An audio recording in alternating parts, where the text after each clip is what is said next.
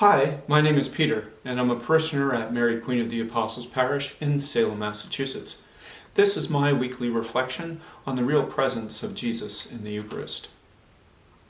Now, I usually don't take a challenging tone for my listeners, but this week I do a little bit. We reflect on Sunday's Gospel, when Jesus heals a deaf and mute man. The description from the Gospel is quite vivid. Jesus put his finger into the man's ears and, spitting, touched his tongue.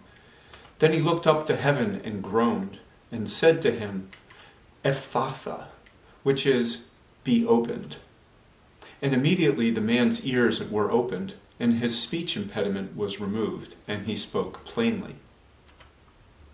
Now I wanted to focus on Jesus saying Ephphatha, since this is one of only a few times in the Gospels that Jesus' words are recorded in his native Aramaic language.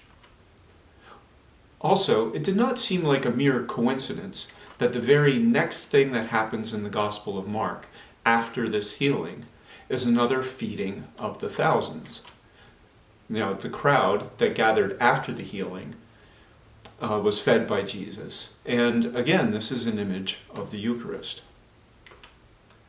So what is the significance of this word Ephphatha? Well, perhaps its importance is found in the effect that it creates. The deaf and mute man can now hear and speak. He hears the words of Jesus, who is right in front of him, and then goes on to proclaim what Jesus did for him. Now, how does this relate to the real presence of Jesus in the Eucharist? Well, this gospel gives us an opportunity for some self-examination. In what ways are we like the deaf and mute man?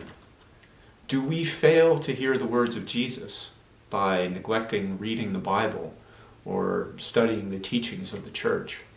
Do we understand our faith? Do we fail to proclaim our faith and proclaim Jesus? Are we prepared to provide the reasons for our faith?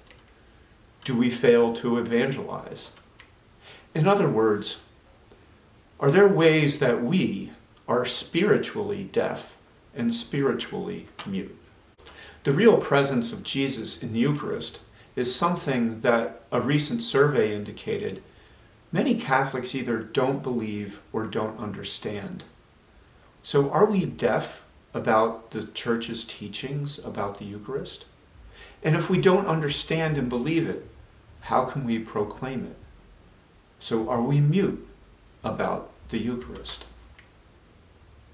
Now I wonder what would happen if most Catholics were as excited about the Eucharist as the deaf and mute man and his companions were excited about his healing. Mark's Gospel tells us that after healing the man, Jesus ordered them not to tell anyone, but the more he ordered them not to, the more they proclaimed it. They were exceedingly astonished, and they said, He has done all things well. He makes the deaf hear and the mute speak. So when it comes to Jesus being present in the Eucharist, shouldn't we be as exceedingly astonished, saying, He has done all things well. He makes his body, blood, soul, and divinity present to us in the appearance of bread and wine at every Mass.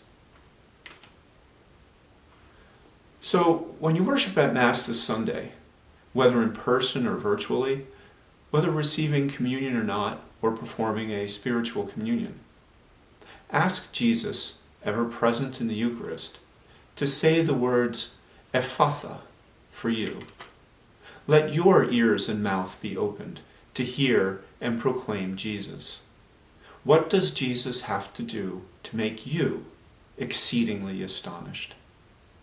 May God bless you, and see you next week.